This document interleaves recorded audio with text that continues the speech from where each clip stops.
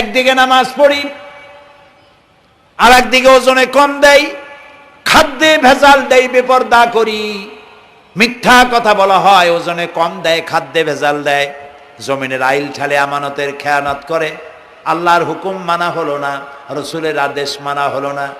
আল্লাহর উপর ঈমান আনার জন্য চতুর্থ শর্ত হচ্ছে আল্লাহ যা বলেছেন মাথা নত করে মেনে নিতে হবে, বলতে হবে সামি'না ওয়া আতা'না। বলেন সামি'না ওয়া আতা'না, শুনলাম আর মেনে নিলাম। বলেন তো জোরে, শুনলাম আর মেনে নিলাম। সুবহানাল্লাহ বলেন।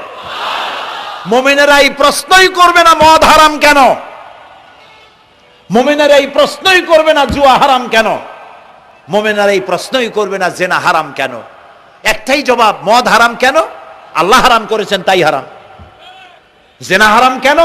আমার আল্লাহ হারাম করেছেন তাই হারাম।